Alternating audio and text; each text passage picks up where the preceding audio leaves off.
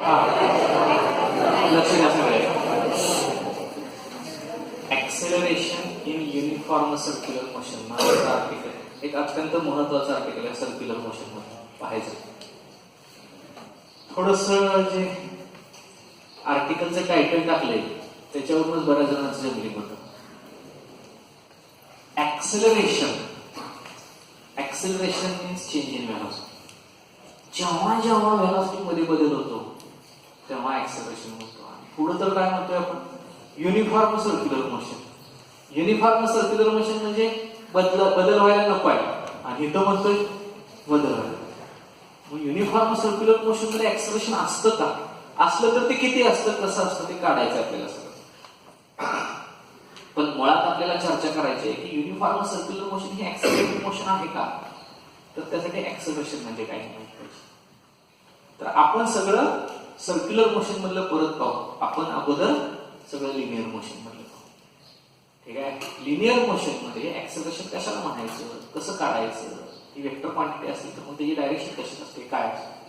तर जेव्हा जेव्हा व्हेलॉसिटी मध्ये बदल होतो तेव्हा त्याला ऍक्सेलरेशन म्हणायचं. इतकी सोपी डेफिनेशन. ठीक आहे. व्हेलॉसिटी मध्ये बदल कसा कसा होऊ शकतो, काल चर्चा झाली होती आपली. समजा असा रस्ता आणि हा रस्ता असा इकडे गेलो. कालचं उदाहरण करून मी घेतोय. इथे एखादं व्हेकल आहे.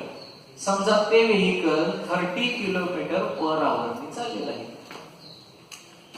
ठीक आहे.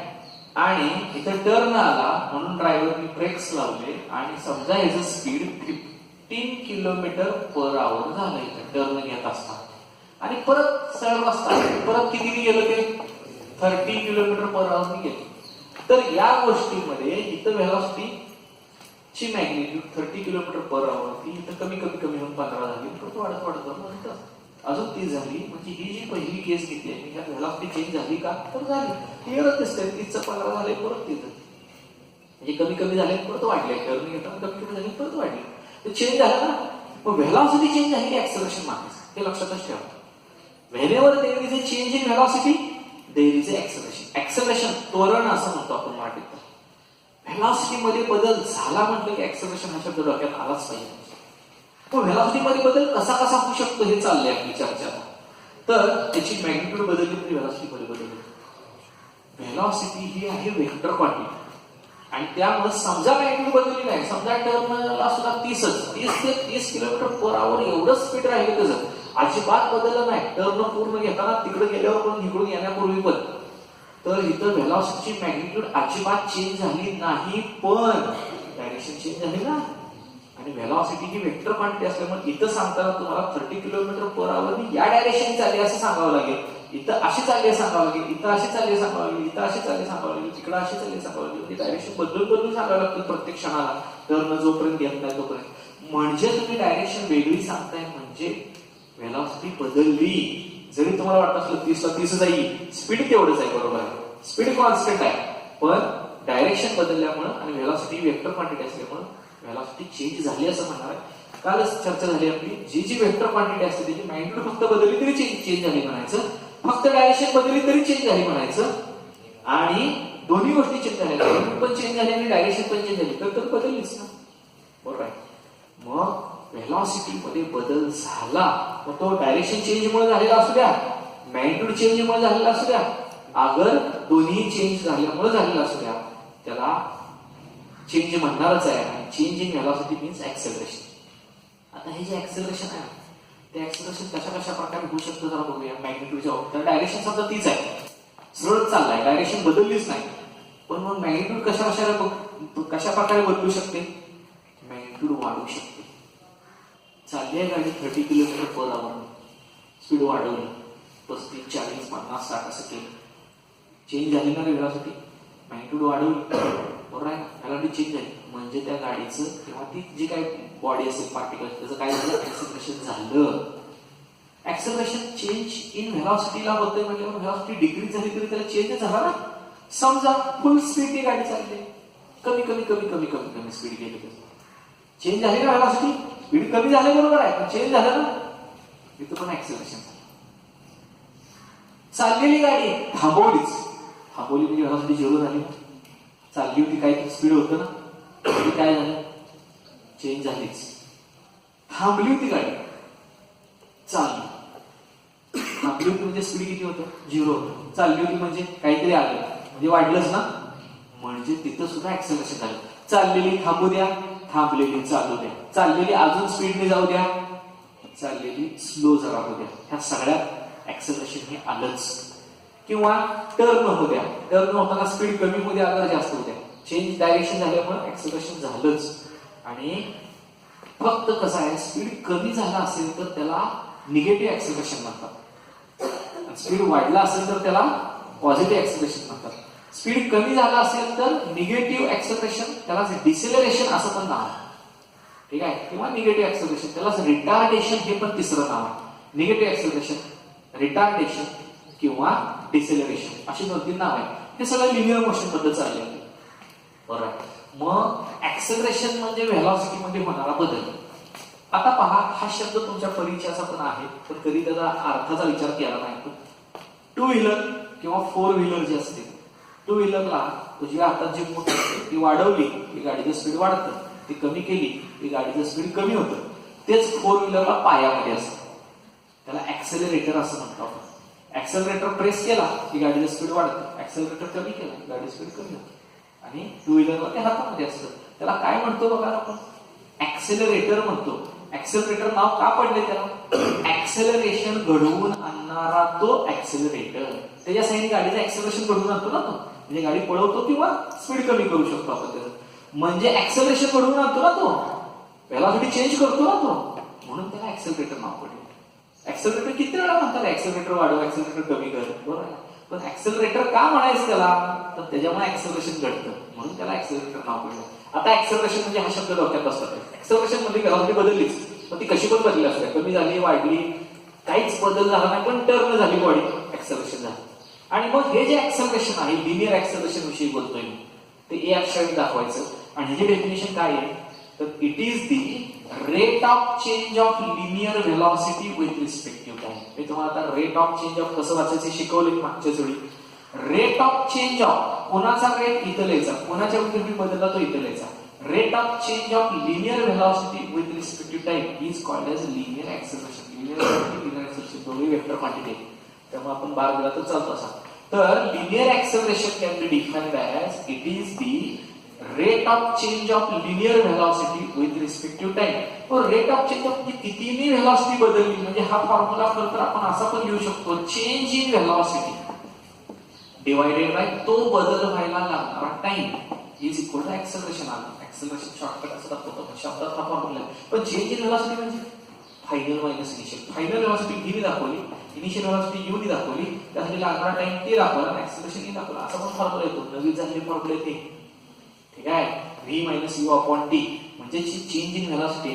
आणि हा जर चेंज खूप स्मॉल असेल तर डेल्टा व्ही दाखवणार ना, त्यावेळेस टाइम पण काय लागणार, खूप स्मॉल लागणार. त्याची जर लिमिटिंग व्हॅल्यू घेतली, पहा limiting rate of change of linear velocity with time हे जर घेतलं तर आपण त्या एका क्षणाचं ऍक्सेलरेशन म्हणणार. म्हणजे ह्या फॉर्म्युलेने काय येतंय रे, इन्स्टंटेनियस ऍक्सेलरेशन येते. या फॉर्म्युलेने काय येते, ऍव्हरेज ऍक्सेलरेशन. लॉंग डिस्टन्सला गाडी एखादी गेली तर तेवढ्या पूर्ण कालावधीत त्याचं ऍक्सेलरेशन किती झालं हे काढता येतं. फायनल असली त्याची इनिशियल असली त्याचा टाइम किती लागला ते, म्हणजे हे ऍव्हरेज येतं. आणि एका पर्टिक्युलर इन्स्टंटला समजा एखाद्या गाडीचं स्पीड वाढते किंवा कमी होते, त्याचं ऍक्सेलरेशन व्हायला लागले, पण एका पर्टिक्युलर क्षणाला ऍक्सेलरेशन किती हे काढायचं आहे. तर काय करा, तेवढ्या क्षणात तेवढ्या वेळापुरता किती चेंज झाली आणि त्या टाइमची लिमिटिंग व्हॅल्यू घ्या, लिमिट टेन्स टू 0 घ्या, आणि मग त्या क्षणाला ती बॉडी असताना त्याचं ऍक्सेलरेशन किती असतं येते. म्हणजे याला काय म्हणायचं,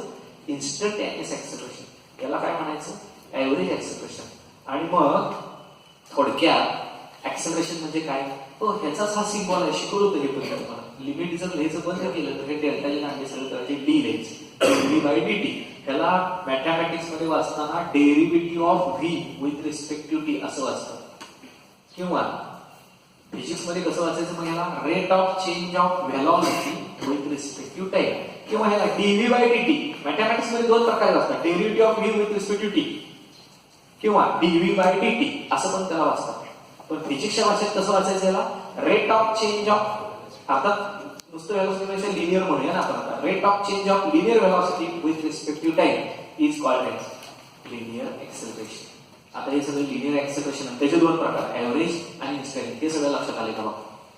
हे सगळं जर तुम्हाला माहित असेल जे प्रोजेक्टाईल मोशन मध्ये होतं 11वीच्या, ठीक आहे, तर आता हेच सगळं आपल्याला सर्क्युलर मोशन मध्ये वापरता येईल. सर्क्युलर मोशन मध्ये आता युनिफॉर्म सर्क्युलर मोशन काल झाले आपल्याला, युनिफॉर्मच घ्यायचा आहे आपल्याला. हा युनिफॉर्म सर्क्युलर मोशन घेतोय मी. युसीएम हा ओ हा सेंटर आहे आणि एक बॉडी या सर्कल वरून अशी चक्कर मारायला लागली आणि युनिफॉर्म सर्क्युलर मोशन आहे. मीन्स एका सेकंदात जेवढ्या चक्कर मारतो प्रत्येक वेळी एका सेकंदात तेवढ्या चक्कर मारतो. तर स्पीड कमी किंवा जास्त होत नाही. स्पीड कमी जास्त होत नाही याचा अर्थ लिनियर व्हेलॉसिटी बदलत. हा, लिनियर व्हेलॉसिटीची मॅग्निट्यूड बदलत नाही, स्पीड चेंज होत नाही. तर डायरेक्शनचं काय झाली चर्चा आपली.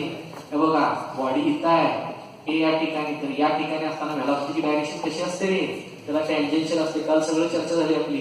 आता बॉडी इथं गेली तर या ठिकाणी व्हेलॉसिटीची डायरेक्शन अशी, इथं आली तर अशी, इथं आली तर अशी, म्हणजे व्हेलॉसिटीची डायरेक्शन बदलते ना. आणि मग अशी सांगितलं की व्हेलॉसिटीची डायरेक्शन बदलत असेल तर एक्सेलरेशन झालंच ना, बरोबर आहे का. म्हणजे सर्क्युलर मोशन जर असेल, युनिफॉर्म सर्क्युलर मोशन, तर त्याच्या युनिफॉर्म जरी असली तरी लिनियर व्हेलॉसिटीची डायरेक्शन क्षणोक्षणी बदलते, प्रत्येक इन्स्टंटला बदलते. म्हणजे व्हेलॉसिटी बदलते का नाही.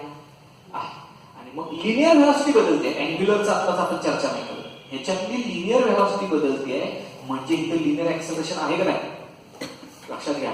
म्हणजे युनिफॉर्म सर्क्युलर मोशन जरी असली तरी त्यात लिनियर एक्सेलरेशन आहे, लक्षात घ्या.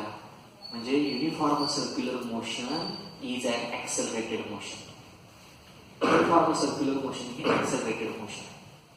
कसं काय, तर त्यात जरी व्हेलॉसिटीची मॅग्निट्यूड बदलली, युनिफॉर्म म्हणजे एक समान गतीने फिरली पाहिजे, म्हणजे स्पीड कॉन्स्टंट आणि व्हेलॉसिटीची मॅग्निट्यूड बदलत नाही, पण direction of the body changes continuously. ठीक आहे, that's why linear velocity go on changing at every instant because of change in direction. And that's why uniform circular motion is an accelerated motion. Uniform circular motion मुळात accelerated motion आहे हे कळलं पाहिजे. ठीक आहे, बऱ्याच वाटतं युनिफॉर्म म्हणताय म्हणजे एक समान गतीने फिरते, मग ऍक्सेलरेशन कसं, कारण ऍक्सेलरेशन कधी म्हणतो चेंज इन व्हेलॉसिटी असल्यावर. तिथे कुठे व्हेलॉसिटी चेंज होते, स्पीड चेंज होत नाही.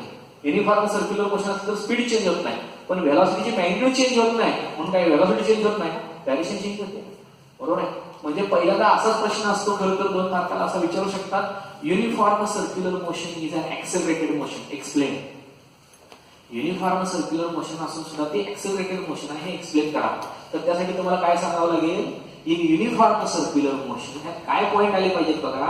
In uniform circular motion linear speed किंवा magnitude of the linear velocity is constant. Body revolve with uniform speed, that is magnitude of the uniform velocity remain constant but direction of the linear velocity changes continuously. ठीक आहे, at every instant. And as velocity is vector quantity, it gets changed either by changing its magnitude or by changing its direction. In uniform circular motion, though magnitude of the linear velocity is constant, its direction changes continuously. Therefore, there is a change in velocity, and whenever there is a change in velocity, there is an acceleration. Thus, uniform circular motion is an accelerated motion. असं उत्तर तुम्हाला लिहिलं पाहिजे. जरी व्हेलॉसिटीची magnitude constant राहत असली, direction constant राहत नाही, आणि डायरेक्शन कॉन्स्टंट राहत नाही म्हणजे व्हेलॉसिटी वेक्टर क्वांटिटी असते, मग ती बदलणार. आणि म्हणजेच व्हेलॉसिटी बदलली की एक्सेलरेशन झालं. म्हणजे युनिफॉर्म सर्क्युलर मोशन ही एक्सेलरेटेड मोशन आहे. हे इथं क्लिअर झालं पाहिजे, हे लक्षात घ्या. आता अँग्युलर एक्सेलरेशन कडे घ्या. जसं लिनियर एक्सेलरेशन आलं ना, आणि हे लक्षात घ्या की युनिफॉर्म अँग्युलर एक्सेलरेशन तर बाजूला हे लिनियर एक्सेलरेशन दिले. 2 प्रकारचे एक्सेलरेशन इथं असू शकतात सर्क्युलर मोशन मध्ये, लिनियर एक्सेलरेशन आणि अँग्युलर एक्सेलरेशन. ते अँग्युलर एक्सेलरेशन नंतर बघू आपण, लिनियर एक्सेलरेशनच आपण चर्चा करूया. लिनियर एक्सेलरेशन आहे एवढं मात्र नक्की आहे. आता आणखी एक आहे, लिनियर एक्सेलरेशन जर असेल ना तर एक्सेलरेशन ही आहे वेक्टर क्वांटिटी. त्याचा फॉर्म्युला मी आता सांगितलं होता, dv बाय dt किंवा लिमिटिंग व्हॅल्यू वगैरे असतं. आता हे जे लिनियर ऍक्सिलरेशन असतं हे असते वेक्टर क्वांटिटी, त्याची डायरेक्शन कशी असते? त्याची डायरेक्शन कशी असते तर मी दोन मार्गाने त्याची डायरेक्शन सांगू शकतो तुम्हाला. ठीक आहे, एक म्हणजे आकृतीच्या साहाय्याने मी सांगणार आहे, ते पुस्तकात पण सांगितलेलं, पण मी दुसरा मार्ग आधी सांगतो न्यूटन्स सेकंड लॉ नुसार. आपल्याला या चॅप्टरमध्ये न्यूटनचे तिन्ही लॉ लागणार आहेत. न्यूटन्स लॉज ऑफ मोशन आहेत ना, first law, second law, third law, तिन्ही लॉ वापरायचे. ठीक आहे, तसं पुस्तकात कुठंच उल्लेख नाही लॉचं, तर ते वापरावे तर लागतं, माहितच पाहिजे. पहा, न्यूटन्स सेकंड लॉ नुसार येणारा हा एक फॉर्म्युला आहे, माहित आहे का बघा, F is equal to M. अतिशय साधा सोपा फॉर्म्युला आहे. जर एखाद्या बॉडीवर फोर्स ऍक्ट केलं तर त्याच्यात ऍक्सेलरेशन निर्माण होतं, कारण force is directly proportional to acceleration. M म्हणजे कॉन्स्टंट आहे, मास असं. ह्या दोन्ही वेक्टर क्वांटिटीत लक्षात ठेवा, एफ आणि ए, फोर्स आणि ऍक्सेलरेशन, बरोबर आहे. तर हे लक्षात ठेवा, फोर्सची डायरेक्शन जेव्हा जेव्हा एखाद्या बॉडीवर फोर्स ऍक्ट करतो तेव्हा त्याच्यात ऍक्सेलरेशन निर्माण होतं. हे लक्षात घ्या. न्यूटन फर्स्ट लॉ काय, हे सेकंड लॉवर आलेला आहे, पण सेकंड लॉ मला फर्स्ट लॉवरच आधारित आहे. कारण फर्स्ट लॉ काय सांगतो न्यूटनचा, की जर बॉडीला जर एक्सटर्नल फोर्स आपण अप्लाय नाही केलं, जोपर्यंत तुम्ही एखाद्या बॉडीला एक्सटर्नल फोर्स अप्लाय करत नाही तोपर्यंत ती बॉडी त्याची मोशन चेंज करत नाही स्वतःहून. म्हणजे एखादी बॉडी जर रेस्ट पोझिशन मध्ये असेल, दगड एक पडला माळावर, स्वतःहून चालायला लागेल कुठून नाही, जोपर्यंत त्याच्यावर कोण फोर्स ऍक्ट करत नाही तोपर्यंत तो गतीत येणार नाही, त्याला व्हेलॉसिटी मिळणार नाही. आणि जर समजा एखादी बॉडी युनिफॉर्म मोशन मध्ये चाललेली आहे, त्याची व्हेलॉसिटी बदलत नाही, म्हणजे डायरेक्शन पण बदलत नाही, मॅग्निट्यूड पण बदलत नाही, युनिफॉर्म मोशन चाललेली आहे, जोपर्यंत त्याच्यावर कोण एक्सटर्नल फोर्स ऍक्ट करत नाही तोपर्यंत त्याची मोशन स्वतःहून बदलत नाही, थांबत पण नाही, स्पीड वाढत पण नाही, स्पीड कमी पण होत नाही, इव्हन डायरेक्शन पण तो मनाला चेंज करत नाही, जोपर्यंत त्याच्यावर कोण फोर्स ऍक्ट करत नाही तोपर्यंत. हाच न्यूटन्स फर्स्ट लॉ. ठीक आहे, body continue its state of rest or state of uniform motion in straight line unless an external unbalanced force acts upon it. हा आहे Newton's first law. Newton's first law मेगाशी फोडून सांगितला मी, आता त्याचं statement सांगितलं. बॉडी या एव्हरी बॉडी असं म्हणा तरी चालतं, एव्हरी बॉडी म्हणू नका, every body continue its state of rest or state of uniform motion in straight line unless an external unbalanced force acts upon it. जोपर्यंत एक्सटर्नल फोर्स त्याच्यावर कोण ऍक्ट करत नाही तोपर्यंत बॉडी रेस्ट पोझिशनवर, रेस्ट पोझिशनवर राहते, कंटिन्यू स्ट्रेट लाईन मध्ये चाललेली असेल युनिफॉर्म मोशन, तर त्याच मोशन मध्ये राहते, स्वतःहून मोशन बदलत नाही. यातच काय अर्थ आपल्याला माहित आहे का, म्हणजे जर कोणी तर फोर्स ऍक्ट केलं तर त्याची मोशन काय होणार, चेंज होणार. आणि जर फोर्स ऍक्ट नाही केलं तर चेंज होत नाही, पण फोर्स ऍक्ट केलं तर त्याची मोशन व्हेलॉसिटी चेंज होणार. व्हेलॉसिटी चेंज झाली म्हणजेच काय झालं, ऍक्सेलरेशन झालं. म्हणजे फोर्स ऍक्ट केल्याशिवाय ऍक्सेलरेशन होत नसतं, एवढं तर खरं. आणि जेवढं जास्त फोर्स ऍक्ट करा तेवढं ऍक्सेलरेशन जास्त निर्माण होते, काय डायरेक्ट प्रोपोर्शन. आणि मग ज्या दिशेने तुम्ही फोर्स ऍक्ट करता त्या दिशेने ऍक्सेलरेशन निर्माण झालेलं असतं, कारण हे डायरेक्ट प्रोपोर्शन आहे आणि या दोघांच्या डायरेक्शन सेम असतात. आता या सर्क्युलर मोशन कडे येऊया. युनिफॉर्म सर्क्युलर मोशन ऍक्सेलरेटेड मोशन आहे, आत्ताच चर्चा केली आपण, का तर इथे व्हेलॉसिटी डायरेक्शन चेंज होते. मग ऍक्सेलरेटेड मोशन ऍक्सेलरेशन होतंय म्हणजे याच्यावर कोणतं फोर्स ऍक्ट करत असलं पाहिजे. कारण आत्ताच झालं न्यूटन फर्स्ट लॉ सांगितलं मी तुम्हाला, जोपर्यंत फोर्स ऍक्ट करत नाही तोपर्यंत ऍक्सेलरेशन होत नसतं. मग इथे ऍक्सेलरेशन होतंय ना, मग कोण फोर्स ऍक्ट करत, कोणतं फोर्स ऍक्ट करत असलं पाहिजे. कोण फोर्स ऍक्ट करते, कुठल्या दिशेने फोर्स ऍक्ट करते हे जर कळलं तर तुम्हाला ऍक्सेलरेशनची डायरेक्शन कळते. कोण फोर्स ऍक्ट करते, काल मी सांगितलं तुम्हाला, छोटासा दगड घ्या, दोरीला बांधला आणि दोरीच्या दुसऱ्या टोकामध्ये फिरवलं तर जोपर्यंत आपण दोरी ओढून धरून फिरवतोय तोपर्यंत फिरत राहील. दोरी सोडून दिली किंवा इथलं तुटली दोरी, गाठ सुटली तर सरळ बॉडी निघून जाईल ना. म्हणजे फोर्स ऍक्ट करायचं बंद केलं की या बॉडीने वळायचं बंद केलं, सरळ निघून जाणार बॉडी. बरोबर. म्हणजे आपण सर्क्युलर मोशन कंटिन्यू ठेवायसाठी काय करतोय, सेंटरच्या दिशेने एक प्रकारचा फोर्स ऍक्ट करतोय, त्याला सेंट्रिपिटल फोर्स म्हणतात. त्याचं डिटेल मध्ये येणारच आहे पुढं, पण या दिशेने तुम्हाला फोर्स ऍक्ट करावंच लागतं. हे जर फोर्स नसेल तर सर्क्युलर मोशनच पॉसिबल नाही. ग्रह सगळे सूर्याभोवती फिरतायत, प्लॅनेट, तिथं ग्रॅव्हिटेशनल फोर्स असतं. न्यूक्लियस भोवती इलेक्ट्रॉन फिरतायत, तिथं इलेक्ट्रोस्टॅटिक फोर्स असतं. गोफन घेतली तर तिथं दोरीच्या साह्याने आपण फोर्स ऍक्ट करतच असतो. फोर्स जर हे नसेल तर सर्क्युलर मोशन म्हणजे फोर्स कसा ऍक्ट करतोय आपण, या डायरेक्शन, सेंटरच्या डायरेक्शनने किंवा व्हेलॉसिटीला परपेंडिक्युलर असं म्हणा तरी चालतंय. आणि मग फोर्स जर सेंटरच्या दिशेने असेल, रेडियस वरून असेल तर ऍक्सेलरेशनची डायरेक्शन मी आता सांगितलं, फोर्स ज्या दिशेने ऍक्ट करतात त्या दिशेने ऍक्सेलरेशन निर्माण होत असतं. फोर्स जर सेंटरच्या दिशेने असेल तर ऍक्सेलरेशन असंच असलं पाहिजे. म्हणजे युनिफॉर्म सर्क्युलर मोशन मध्ये जे काय ऍक्सेलरेशन होत असतं, लिनियर ऍक्सेलरेशन विषयी बोलतोय, अजून सर्क्युलरचं घेतलंच नाही. अँग्युलर ऍक्सेलरेशन विषयी चर्चा आपण नंतर करू. पण लिनियर ऍक्सेलरेशन जे काय होत असतं युनिफॉर्म सर्क्युलर मोशन मध्ये, ते या फोर्समुळे होत असतं. म्हणून त्याची पण डायरेक्शन इकडे झाली. लक्षात घ्या, फोर्सची डायरेक्शन असे म्हणून. म्हणजे acceleration in uniform circular motion is directed towards the centre of the circle and along the radius, and therefore this acceleration is also called as radial acceleration. याला रॅडियल ऍक्सेलरेशन असं पण म्हणायचं, कारण ते रेडियस वरून असते त्याची डायरेक्शन, म्हणून रॅडियल ऍक्सेलरेशन म्हणायचं. It is also called as centripetal acceleration. Centripetal acceleration असं सुद्धा त्याला म्हणायचं, because its direction is towards the centre. That's why it is called as centripetal acceleration, and it is along the radius, and that's why it is also called as radial acceleration. ठीक आहे. पहिली गोष्ट, uniform circular motion मध्ये acceleration असतं का, तर असतं. मग ते डायरेक्शन कशी असते ते काढलं, त्याच्यावर दोन नावं पडली त्याला, रॅडियल ऍक्सेलरेशन, सेंट्रिपेटल ऍक्सेलरेशन. आता पुढे आपल्याला काय करायचं माहिती आहे का, हे ऍक्सेलरेशन किती असतं त्याचा फॉर्म्युला तयार करायचा. ठीक आहे. आणि हा फॉर्म्युला तयार करायसाठी वेक्टरचं नॉलेज करायचं. बघूया आता आपण त्याचं एक्सप्रेशन तयार करणार आहोत. त्यासाठी काय करावं लागते, आपल्याला डायग्राम समजून घ्यायला लागते. अगोदर डायग्राम मध्ये भरपूर कन्सेप्ट आहेत. ठीक आहे. तेच मुळात बऱ्याचदा कळत नाही, तर मी घेतोय हे, बघूया आपण कसं असतं ते.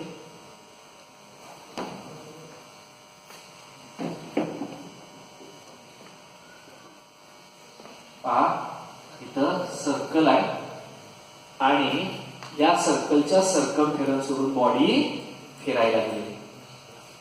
ओके. आता समजा त्याची इनिशियल पोझिशन ए या ठिकाणी, ती पोझिशन कशी दाखवणार आहे आपण, असा रेडियस वेक्टर काढावा लागेल. ओ हा सेंटर आहे, त्याचा रेडियस वेक्टर काढावा लागेल. आता हे सगळे टर्म झाले आपल्याला, रेडियस वेक्टर वगैरे वगैरे. After small time delta T it will move small distance. Small displacement होणार ना त्याचं. जरी स्मॉल डिस्प्लेसमेंट होणार असं म्हणत असलो तर मी काढताना जरा लांब घेणार, कारण व्यवस्थित दिसलं पाहिजे ना डायग्राम मध्ये. समजा थोड्याच वेळात ही बॉडी बी या ठिकाणी गेली, तर त्याची पोझिशन जर दाखवायची असेल तर मला ओ पासून बी पर्यंत काय काढला पाहिजे, एक रेडियस वेक्टर काढला पाहिजे. या सर्कलची रेडियस अर्थातच आपण आर घेणार आहोत, बरोबर आहे. आता या पॉइंट पासून या पॉइंट पर्यंत जाताना त्याची डायरेक्शन तर बदलली, मॅग्निट्यूड जरी बदलली. युनिफॉर्म सर्क्युलर मोशन घेतली आपण, कन्सिडर ए बॉडी परफॉर्मिंग युसीएम असं म्हणतोय. म्हणजे एक समान गतीने चालली, म्हणजे स्पीड किंवा व्हेलॉसिटीची मॅग्निट्यूड चेंज होत नाही, डायरेक्शन चेंज होते. मग आता काय करणार आहे पहा, मी ए या ठिकाणी व्हेलॉसिटी कशी होती, तर सांगितलंय काल सारखं सांगायला लागतं आपल्याला. कशी डायरेक्शन काढायची का तिचं, टँजेन्शियल डायरेक्शन काढायची. टँजेन्शियल म्हणजे ही व्हेलॉसिटीची डायरेक्शन होती ए या ठिकाणी. आता ही जी व्हेलॉसिटी होती ती व्ही बार होती असं मानूया आपण. ए या ठिकाणी काय काढलं, फक्त टँजंट काढलेला आहे.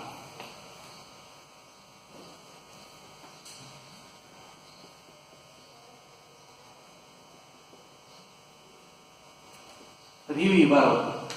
ओके. आता तीच बॉडी बी या ठिकाणी गेली. आता तुम्हाला वेक्टरचं नॉलेज फक्त पाहिजे, हे सांगतो मी अगोदर. कुठलीही वेक्टर क्वांटिटी जर ग्राफिकली दाखवायची असेल आपल्याला, ग्राफिकल रिप्रेझेंटेशन ऑफ वेक्टर, तर काय करायचं, तर वेक्टरला दोन गोष्टी असतात, मॅग्निट्यूड आणि डायरेक्शन. समजा इथं ओ नावाचा पॉइंट आहे, त्याच्यावरती या दिशेने ए या दिशेने ओ ए बार या दिशेने काय केले, फोर्स ऍक्ट केले. समजा 5 न्यूटन एवढे फोर्स ऍक्ट केले, तर ते ग्राफच्या साईडने कसं दाखवायचं, तर काहीतरी योग्य असं स्केल घ्यायचं. समजा 1 न्यूटन बरोबर 1 सेंटीमीटरचं स्केल घेतलं, तर 5 न्यूटन म्हणजे तुम्हाला काय केलं पाहिजे, 5 सेंटीमीटरची एक लाईन काढली, पण ॲरो काढायला असतो ॲरो. ठीक आहे. पण 5 सेंटीमीटरचा ॲरो काढला, पण कुठल्या दिशेत काढू, इकडं इकडं इकडं, आणि ज्या दिशेने फोर्स ऍक्ट म्हणजे त्या दिशेने काढा, बरोबर आहे. आणि मग समजा हे फोर्स 7 न्यूटन असतं तर ते 7 सेंटीमीटरचा ॲरो काढला असता. 10 सेंटीमीटर असतो 10 सेंटीमीटरला, 1 सेंटीमीटर 1 सेंटीमीटरचा काढला असता, बरोबर आहे. म्हणजे या ॲरोची जी लांबी आहे ना ती काय दाखवते, त्याची मॅग्निट्यूड दाखवते. मॅग्निट्यूड म्हणजे कळतं त्याची किंमत. जेवढी लांबी ज्यादा तेवढी त्याची मॅग्निट्यूड ज्यादा असणार, जेवढी लांबी कमी तेवढी मॅग्निट्यूड कमी असणार त्याची. आणि त्या ॲरोचं जे बाणाचं टोक आहे ना ते काय दाखवते, त्याची डायरेक्शन दाखवायचं काम करतं, हे लक्षात ठेवा. मग आता तेच इथं वापरायचं आपल्याला. ए या ठिकाणी व्हेलॉसिटीची मॅग्निट्यूड आणि डायरेक्शन दोन्ही दाखवायचं आपल्याला. तर ह्या एरोने दाखवले बघा. समजा एपी बार नावाचा हा जो एरो काढलाय मी, तो काय दाखवतोय? एरो एपी बार और वेक्टर म्हणू शकतो आपण त्याला. Vector AP bar represent magnitude and direction of the particle at point ए. हा युनिफॉर्म सर्क्युलर मोशन करणारा जो पार्टिकल आहे ना, त्याची ए या ठिकाणी मॅग्निट्यूड किती आहे, डायरेक्शन किती आहे, हे दोन्ही दाखवतोय. मॅग्निट्यूड म्हणजे हे जे एरोची लांबी एवढी काढली म्हणजे मॅग्निट्यूड त्या प्रमाणात असणार आहे ना. डायरेक्शन कशी ठीक आहे, टँजेन्शियल डायरेक्शन असे. ठीक आहे. आता मला बी या ठिकाणी मॅग्निट्यूड आणि डायरेक्शन दोन्ही काढायचं आहे मला. बी या ठिकाणी व्हेलॉसिटीची मॅग्निट्यूड डायरेक्शन कशी काढणार? तर बी या ठिकाणी तुम्हाला काढावी लागेल टँजंट असं. आता एक गोष्ट लक्षात ठेवा, ए या ठिकाणी आणि बी या ठिकाणी व्हेलॉसिटी काय बदल झालाय? काय बदलले? फक्त डायरेक्शन बदलले. इथली जेवढी मॅग्निट्यूड आहे तेवढीच मॅग्निट्यूड इथं आहे का नाही? म्हणजे मला काय करावं लागेल माहित आहे का, की इथं जेवढ्या लांबीचा तुम्ही एरो काढलाय साधारणतः तेवढ्या लांबीचा एरो इथं काढावा लागेल. समजा हा बीक्यू बार एरो काय दाखवतोय? बी या ठिकाणची व्हेलॉसिटीची मॅग्निट्यूड पण दाखवतोय. लांबी म्हणजे मॅग्निट्यूड आहे, डायरेक्शन पण दाखवतोय. या दिशेने आहे व्हेलॉसिटी आणि एवढी त्याची मॅग्निट्यूड आहे. बरोबर आहे. मग इथून इथं जात असताना मॅग्निट्यूड बदललीच नाही, फक्त डायरेक्शन बदलली. बरोबर आहे. पण डायरेक्शन जरी बदलली तर ऍक्सेलरेशन झालंच ना. मग ऍक्सेलरेशन किती हे काढायचं आहे. मग ऍक्सेलरेशन किती हे आपण फॉर्म्युला काढता का? मग अशी सांगितलं होतं का मी, ऍक्सेलरेशन म्हणजे final velocity minus initial velocity upon time. इथून इथं जायला काहीतरी टाइम लागला. मग व्हेलॉसिटी फायनल किती आहे, इनिशियल किती आहे? फायनल व्हेलॉसिटीची मॅग्निट्यूड आणि इनिशियल व्हेलॉसिटीची मॅग्निट्यूड सेमच आहे. मग काय वजाबाकी 0 घेऊन ऍक्सेलरेशन 0 गेली. मग ऍक्सेलरेशन 0 म्हणजे ऍक्सेलरेशन नाहीच आहे. पण मगाशी जर आपण प्रूव्ह केलं ऍक्सेलरेशन आहे इथं, मग या फॉर्म्युला काढता येत नाही. हे तर क्लिअर. आणि इथं मॅग्निट्यूड बदलल्यामुळे ऍक्सेलरेशन झालंच नाही, डायरेक्शन बदलल्यामुळे झाले. मग ते काढणार कसं? तर त्यासाठी जॉमेट्रीचा वापर करावा लागतो. दोन पद्धती आहेत. ऍक्सेलरेशन आणि युनिफॉर्म सर्क्युलर मोशनचा फॉर्म्युला काढायच्या दोन मेथड आहेत. त्यापैकी ही जॉमेट्रिकल मेथड आहे. ही जॉमेट्रिकल मेथड मी आता घ्यायला लागलोय. दुसऱ्या पण मेथडनी तोच फॉर्म्युला डिराईव्ह करता येतो. त्याला कॅल्क्युलस मेथड असं म्हणतात, जी उद्या पाहिजे. जो उद्या तो फॉर्म्युला पाहिजे. आज आपण जॉमेट्रिकल मेथड पाहायला मिळेल. तर त्यासाठी थोडंसं कन्स्ट्रक्शन करायचं मला. काय कन्स्ट्रक्शन करायचं आहे? तर मी काय करणार आहे बघा, बी या ठिकाणी एपी बार हा जो एरो आहे, त्या एरोची जेवढी लांबी आहे तेवढाच आणि एपी बारला पॅरलल असा एक एरो काढला. समजा हा आर बी आर बार हा एरो काढलाय मी. कसा काढलाय बघा बरं, एपी बारला इक्वल आणि पॅरलल असा एरो काढलाय. आता बघा, ह्याला हा पॅरलल आहे. पॅरलल ची दिशा सेम दाखवतोय ना रे. हा, म्हणजे एपी बार जी डायरेक्शन दाखवतोय तीच डायरेक्शन बी आर बार पण दाखवतोय. ओके. पण ह्याची जेवढी लांबी आहे तेवढीच ह्याची लांबी काढली, म्हणजे मॅग्निट्यूड पण दोघं काय दाखवत आहेत? सेम दाखवत आहेत. म्हणजे हे दोन काय आहेत? एपी बार आणि बी आर बार इक्वल वेक्टर आहे. कारण जे वेक्टर मॅग्निट्यूड आणि डायरेक्शन सेम दाखवतात ना, ते इक्वल वेक्टर असतात. मग एपी बार काय दाखवते मला सांगा? ए या ठिकाणची व्हेलॉसिटी दाखवते ना. मग बी आर बार काय दाखवेल? बी या ठिकाणची व्हेलॉसिटी. उघडच म्हणते. अरे आता इतकं सांगितलं मी, बी या ठिकाणची व्हेलॉसिटी दाखवायचं काम कोण करतंय? बीक्यू बार. मग हा पण बी या ठिकाणची व्हेलॉसिटी दाखवतो काय? मग ह्या ठिकाणची व्हेलॉसिटी इकडे पण आहे तिकडे पण आहे. अरे बी या ठिकाणची व्हेलॉसिटी दाखवायचं काम बीक्यू बार करतोय, कारण त्याची डायरेक्शन टँजेन्शियल असते आणि त्याची मॅग्निट्यूड आणि त्याची डायरेक्शन आहे. हा ए या ठिकाणची व्हेलॉसिटी दाखवायचं काम करतोय. मी ह्यालाच इक्वल पण काढला आणि पॅरलल पण काढला, म्हणजे ते दोन वेक्टर इक्वल आहेत. मग हा जर ए या ठिकाणची व्हेलॉसिटी दाखवायचं काम करत असेल तर हा पण काय करेल?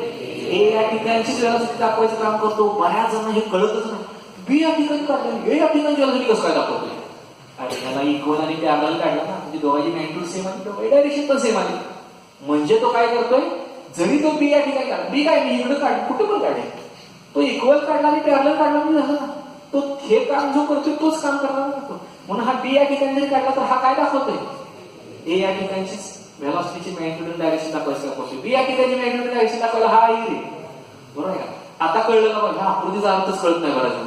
मग काढले अशी पुस्तकात नोट्स मध्ये काढल्या, सरांनी अशी काढ. यात समज फिजिक्स त्याच्या पाठीमागे समजलं पाहिजे. आता बघा काय काय आलं. Arrow BQ bar represent direction and magnitude at point, direction and magnitude of the velocity at point B, and arrow AP bar and B R bar both represent magnitude and direction of velocity at point A. आता मी काय करणार आहे, हा R Q बार जोडणार आहे. बरोबर आहे. Law of triangle of vector addition झालाय का बघा. सगळं वेक्टर्स वापरायला लागतंय. कालच सांगितलं तुम्हाला सगळं वेक्टर शिकवायला लागणार आहे. समजा ओ या ठिकाणी दगड पडला, ए नावाचा व्यक्तीला त्याने उचलून इथं टाकला ए या ठिकाणी, डिस्प्लेसमेंट झालं ना, ओ ए बार एवढं डिस्प्लेसमेंट झालं, समजा ए बार एवढं डिस्प्लेसमेंट झालं समजा. बी नावाचा व्यक्तीला कोणी टाकलेलं दगड बनवल्यानंतर रस्त्यात त्याने उचलून बाजूला टाकला, त्यानं काय केलं, ए बी बार एवढं डिस्प्लेसमेंट केलं. समजा बी बार आपण त्याला नाव दिलं, बी बार एवढं डिस्प्लेसमेंट केलं. आपण पहिल्यांदा बघितलं होतं ओ या ठिकाणी दगड होता, आपल्याला मधलं काय झालं माहितच नाही. थोड्या वेळाने आलो बघितलं दगड बी या ठिकाणी गेला. आपण काय म्हणणार, ओ पासून बी पर्यंत गेला, बरोबर आहे. म्हणजे असा ना असा प्रवास झाला त्याचा बरोबर आहे, पण नेट रिझल्ट काय मिळाला, ओ पासून बी पर्यंत गेला. म्हणजे आणि हा रिझल्टेटिव्ह वेक्टर असतो. या दोघांची बेरीज म्हणजे हा, म्हणजे आर बार इज इक्वल काय लिहू शकता तुम्ही, ए बार प्लस बी बार लिहू शकता. ह्याला law of triangle of addition म्हणायचं. झालंय का बघा 11वीला, तोच इथं वापरायचा, तोच इथं आपल्याला वापरायचा आहे. बघूया मग तुम्हाला चेंज इन व्हेलॉसिटी काढता येते. चेंज इन व्हेलॉसिटी एकदा काढली की ऍक्सेलरेशन काढता येतं. आता पहा, हा जो ट्रायंगल आहे बी आर क्यू, या ट्रायंगल मध्ये कसं आहे बघा ना, B R bar plus R Q bar घेणार आहे. हा काय घेणार आहे बघा इथं, या ट्रायंगल मध्ये B R bar plus R Q bar, म्हणजे बी पासून आर पर्यंत आले, आर पासून क्यू पर्यंत आलो, आर पासून क्यू पर्यंत आलो, म्हणजेच कुठून पुढे आलो, बी पासून क्यू पर्यंत आलो. ट्रायंगल लॉ नुसार B R bar plus R Q bar म्हणजेच काय, बी क्यू बार. ओके, पुढं मी काय करणार आहे बघा, हा बी आर बार तिकडे शिफ्ट करणार आहे. म्हणजेच काय आलं बघा, R Q bar is equal to B Q bar. हा तिकडे गेला तर मायनस होईल बी आर. म्हणजेच काय आलं बघा, आर क्यू बार घेत आहे बरं. R Q bar is equal काय, मला सांगा बी क्यू बार काय आहे.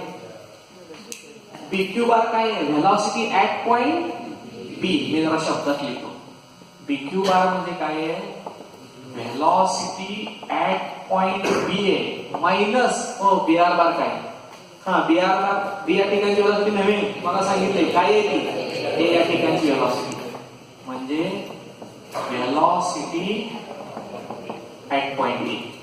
मग मला सांगा बी या ठिकाणच्या व्हेलॉसिटी मधनं ए या ठिकाणची व्हेलॉसिटी वजा केली म्हणजेच काय आली, final velocity minus initial velocity म्हणजेच काय, चेंज इन व्हेलॉसिटी.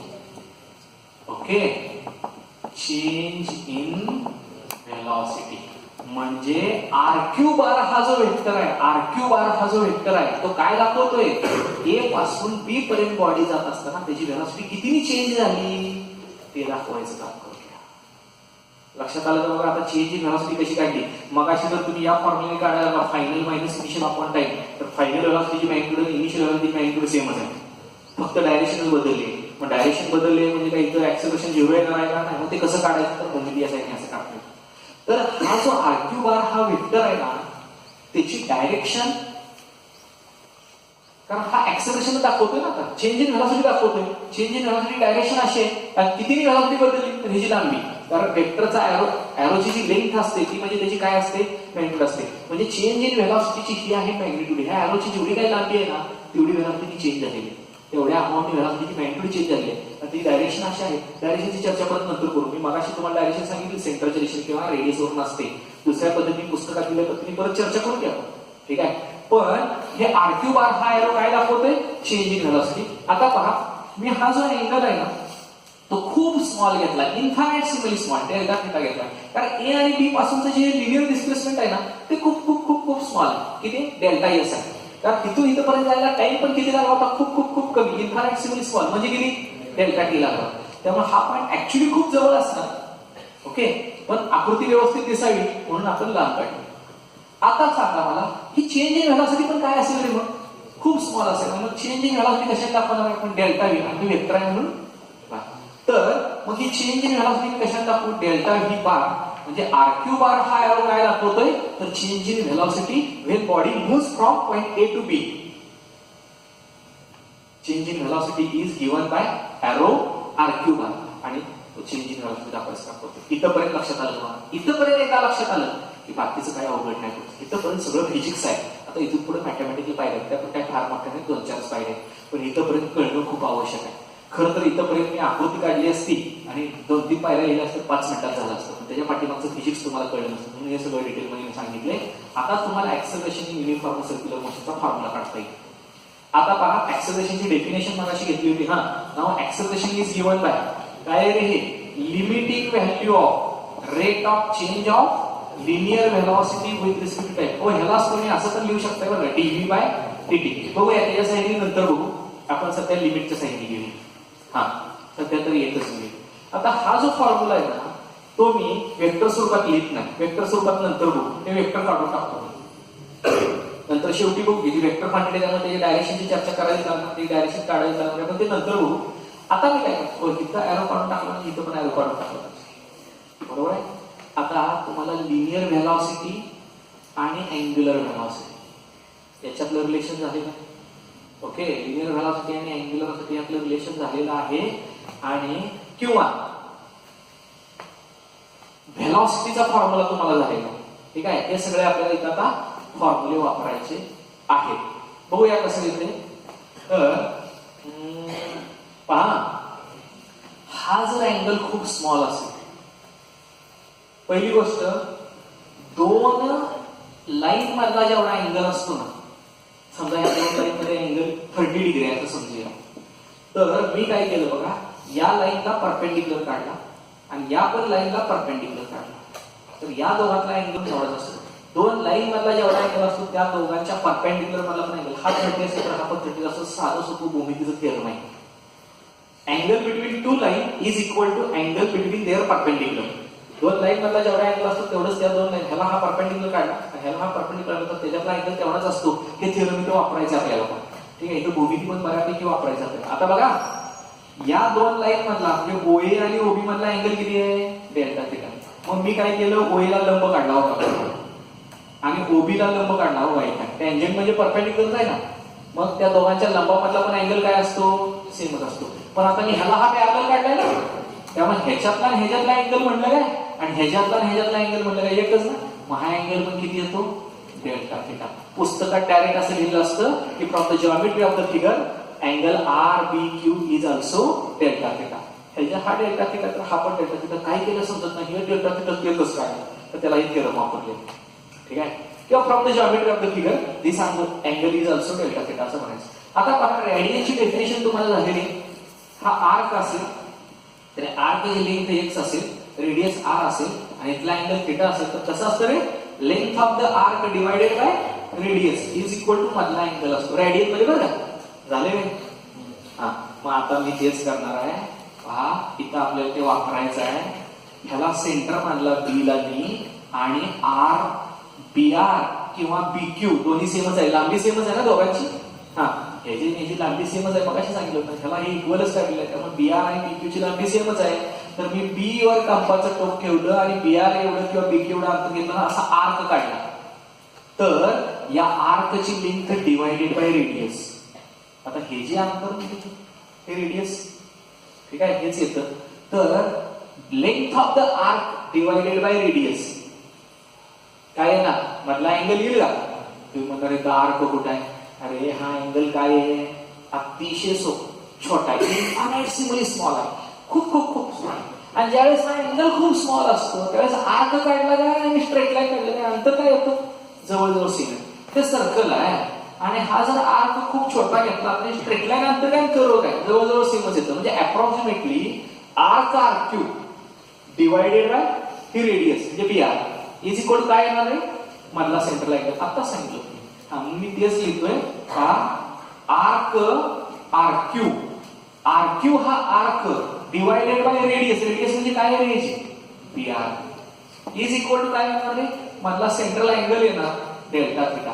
आता आर्क आरक्यू ची लांबी काय आणि आरक्यू ची नुसती लांबी काय, एकच, कारण ते अँगल खूप स्मॉल आहे. मग आर्क आरक्यू काय, नुसता आरक्यू काय, एकच रे. R Q upon B R is equal to काय आहे, डेल्टा थिटा. पण आरक्यू म्हणजे काय, आरक्यू म्हणजे काय, डेल्टा व्ही. आरक्यू बार म्हणजे डेल्टा व्ही बार, म्हणजे आरक्यू म्हणजे काय आहे, डेल्टा व्ही. मी इथं टाकतो मी डेल्टा व्ही.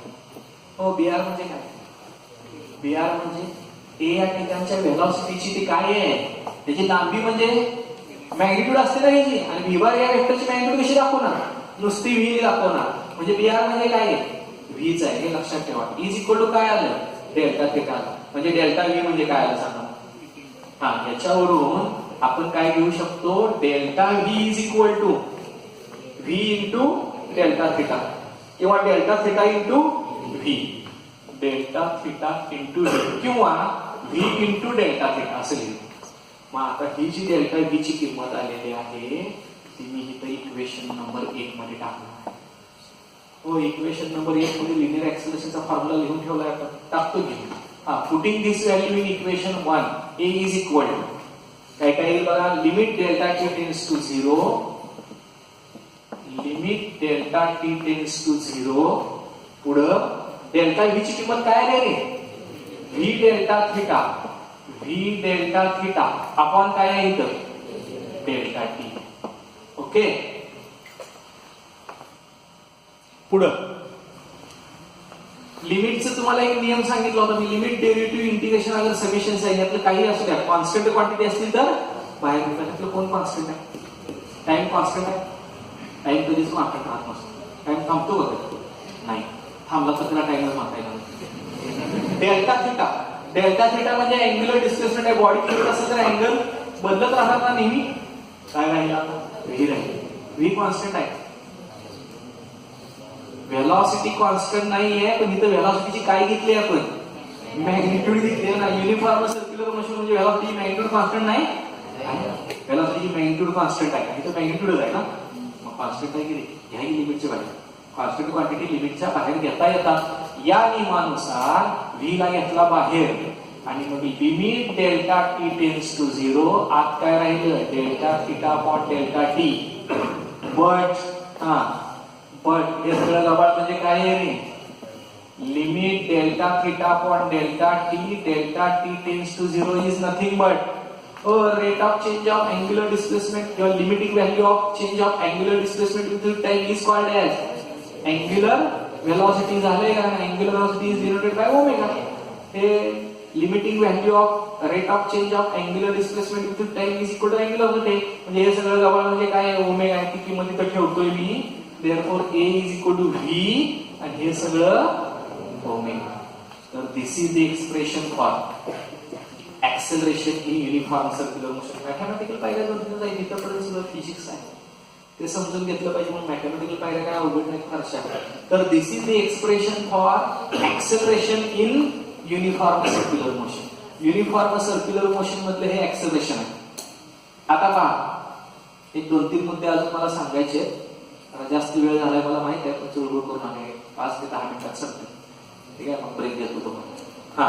तर ऍक्सेलरेशन इन युनिफॉर्म सर्क्युलर मोशनचे अजून 2 प्रकारे आपण फॉर्म्युले घेऊ शकतो. मी आता सांगितलं पिन ड्रॉप सायलेन्स ठेवायचं, कारण पुढचे पण मुद्दे खूप महत्वाचे आहेत. पहा, आपल्याला एक रिलेशन झालेलं आहे, V is equal to R omega. झाले का, लिनियर व्हेलॉसिटी आणि अँग्युलर व्हेलॉसिटी मधलं रिलेशन आहे. त्यात आर म्हणजे काय असते, याचा सर्कलची रेडियस असते, ती किंमत मी इथे ठेवणार. म्हणजे ह्या ऍक्सेलरेशनचा फॉर्म्युला काय होईल बघा, व्ही ची किंमत आर ओमेगा आणि पहिले ओमेगा आहेच की, म्हणजेच A is equal to R omega square. This is also expression for acceleration in uniform circular motion. पुढं याच्यावरून जर मी ओमेगाची किंमत टाकली असती तर ओमेगाची किंमत काय येते बघा, याच्यावर हा आर इकडे भागिले येतो म्हणजे व्ही अपॉन आर येतो. ही ओमेगाची किंमत जर इथे टाकली असती तर व्ही इंटू ओमेगाची किंमत व्ही बाय आर, त्यामुळे ऍक्सेलरेशनची किंमत व्ही इंटू व्ही, तुम्ही पाठीमागे बोललो का माझ्या, व्ही स्क्वेअर अपॉन आर अशी पण येते. ठीक आहे, तर थोडक्यात युनिफॉर्म सर्क्युलर मोशन मध्ये जे लिनियर ऍक्सेलरेशन होत असतं त्याचे 3 फॉर्म्युले आपल्याकडे तयार झाले. एक तर लिनियर व्हेलॉसिटी आणि अँग्युलर व्हेलॉसिटी यांचा गुणाकार, किंवा आर ओमेगा स्क्वेअर, किंवा व्ही स्क्वेअर अपॉन आर. तिन्हीपैकी कुठलाही फॉर्म्युला तुम्ही गणित सोडताना वापरू शकता, सोयीचा असेल तो. तर these are the different expressions for acceleration in uniform circular motion. Uniform circular motion म्हणजे नुसतं ऍक्सेलरेशन म्हणतो याचा अर्थ ते लिनियर आहे. अजून मी अँग्युलर ऍक्सेलरेशनचं सांगितलंच नाही. ठीक आहे, अँग्युलर ऍक्सेलरेशन पण पाहायचं आहे आपल्याला, पण आधी लिनियरचं तर सगळं घेऊया. तर these are the expressions for linear acceleration म्हणजे नुसतं ऍक्सेलरेशन म्हणा तरी चालते इन युनिफॉर्म सर्क्युलर मोशन. आता युनिफॉर्म सर्क्युलर मोशन मध्ये हे जे ऍक्सेलरेशन होतंय ती वेक्टर क्वांटिटी आहे ना, त्यामुळे ती डायरेक्शनची चर्चा केलीच पाहिजे. मग अशी मी तुम्हाला न्यूटन सेकंड लॉ वरून येणारी डायरेक्शन सांगितली, पण ह्या जॉमेट्रीवरून डायरेक्शन कशी येते, ती कशी ठरवायची, तर ते सांगतो मी. आणि ती पुस्तकात 30 मेथड दिलेली आहे, पण तुम्हाला दुसरी पण न्यूटन्स लॉ वरून पण सांगितली. बघूया डायरेक्शन ही कशी काय येते सेंटरकडे. तर पहा, हा अँगल काय आहे? खूप स्मॉल आहे. त्याची लिमिटिंग व्हॅल्यू टेन्स टू 0 म्हणजे खूप खूप खूपच स्मॉल आहे. मला सांगा हा अँगल जेवढा कमी कमी कमी कमी कमी कमी तसा हा पण अँगल कमी कमी कमी येणार. हा अँगल जेवढा कमी कमी कमी कमी कमी कराल तसा हा RQ बार हा जो वेक्टर आहे ना तो आता असा आहे. आता डायरेक्शन कशी आहे त्याची? अशी आहे. हा अँगल कमी कमी कमी हे तर असंच राहणार आहे. राईट. हा अँगल कमी कमी कमी कमी कमी करता असतो तर हा असा असा असा होणार आहे. ज्यावेळेस हा अँगल इतका इतका इतका कमी जवळजवळ 0च होईल त्यावेळेस हा RQ बार काय झाला असेल ते असा बरोबर असाच झाला असेल. म्हणजे तो OA बारला काय आहे? पॅरलच होईल.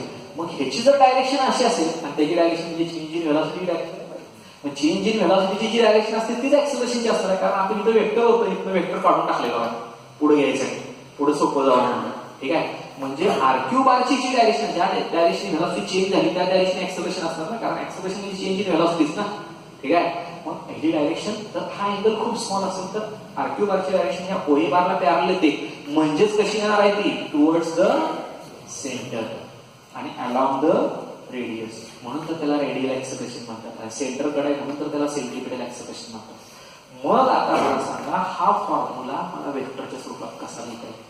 कारण कुठलीही वेक्टर क्वांटिटी असेल तर तो फॉर्म्युला आपल्याला वेक्टरच्या स्वरूपात लिहिता आला. बघूया हा फॉर्म्युला आणि हा पण फॉर्म्युला ते तिन्ही फॉर्म्युले वेक्टर स्वरूपात कसे लिहायचे मला सांगतो.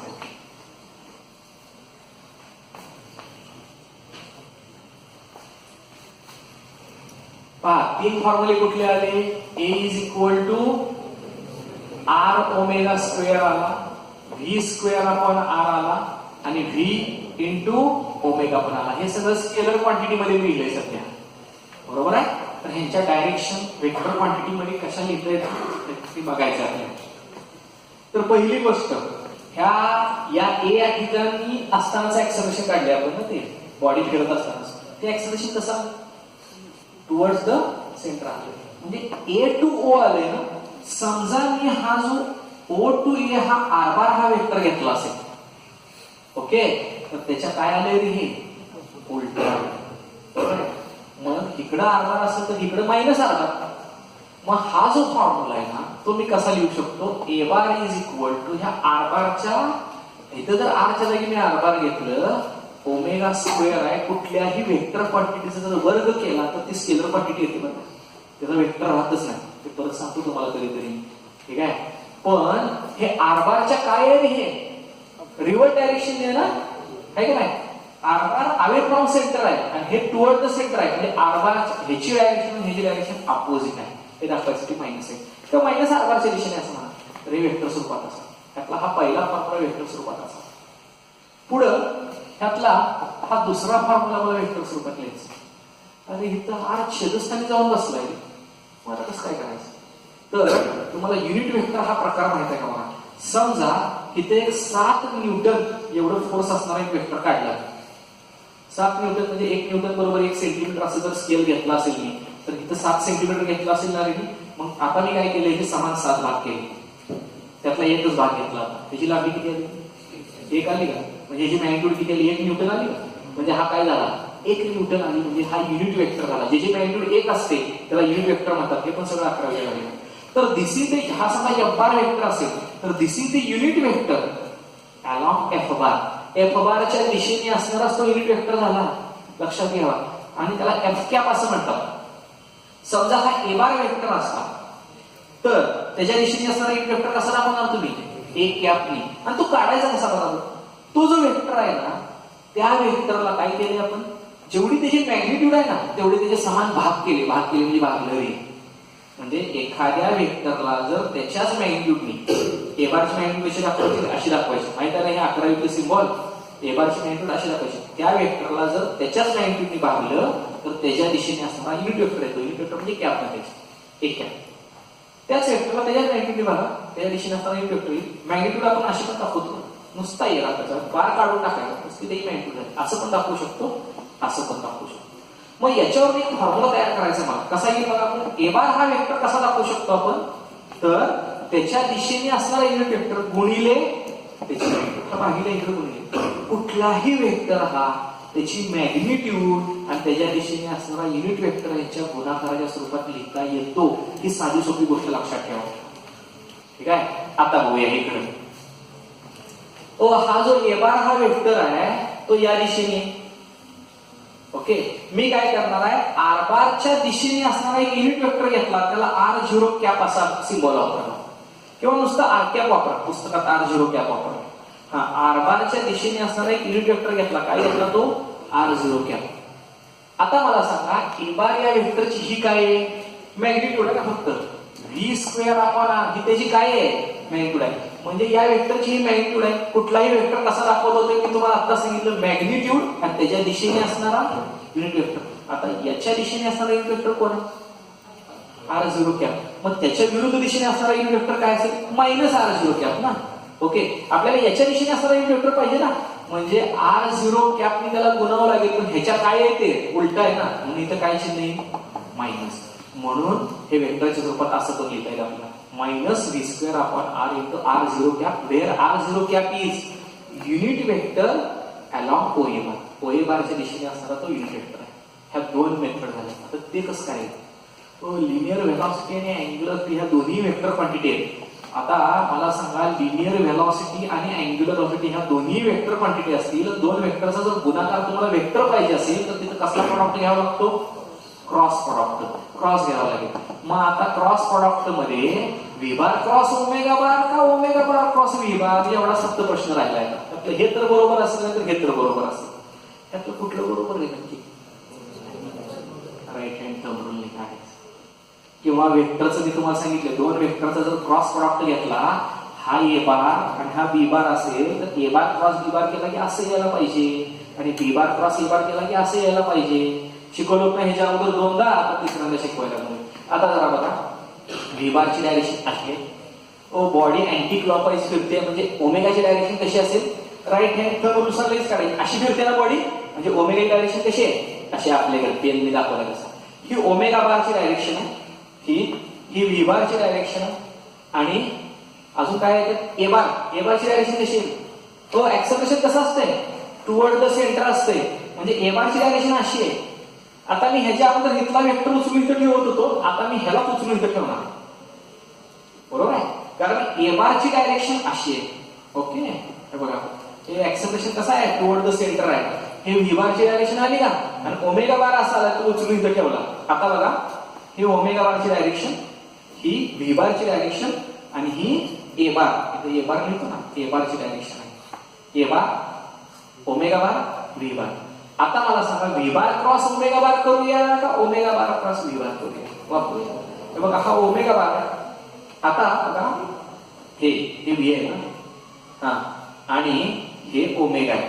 पहा, हे असं केलं, इकडं आहे ना ए बार, इकडंच करूया ना. पहा कसं येते ते, कुठनं कुठं जाते, हा ओमेगा आहे ना, हा ओमेगा कडून व्ही कडे जाते ना, ओमेगा बार क्रॉस व्ही बार. बोट काय दाखवतात माझी, कुठून तर फिरतायत, ओमेगा कडून व्ही कडे फिरतायत, त्यावेळेस इकडे येते ना, येते का बरोबर ए बार, म्हणजे काय असलं पाहिजे, ओमेगा बार क्रॉस व्ही बार.